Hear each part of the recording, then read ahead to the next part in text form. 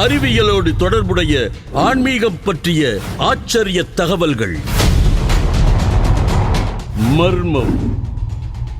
கருங்காலி மரத்தின் குச்சியையும் இவர் மந்திரக்கோல் போல உருவாக்கி வைத்திருக்கிறார். இது ஒரு கருங்காலியில் வரக்கூடிய சென்சார். இது ஒரு பவர்ஃபுல் எனர்ஜி கண்டக்டர்.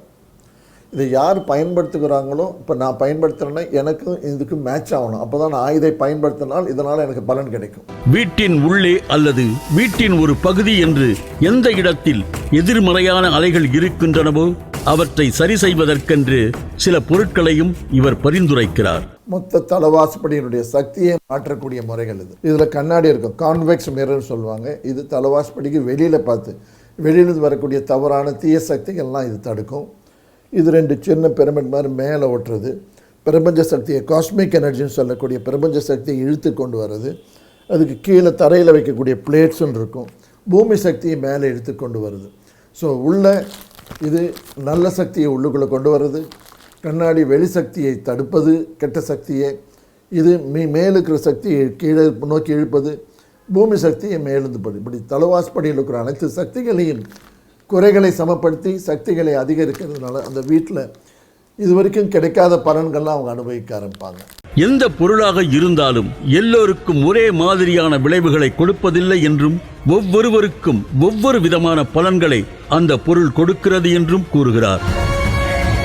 இவற்றை எல்லாம் தாண்டி நாம் வழிபடும் ஆலயங்கள் கூட எல்லோருக்கும் ஒரே மாதிரியான பலன்களை கொடுப்பதில்லை என்று கூறி ஆச்சரியப்படுத்துகிறார். இவரே உருவாக்கிய ஆலயம் ஒன்றையும் இவர் வசிக்கும் அமைந்தகரை பகுதியில் பார்க்க முடிகிறது.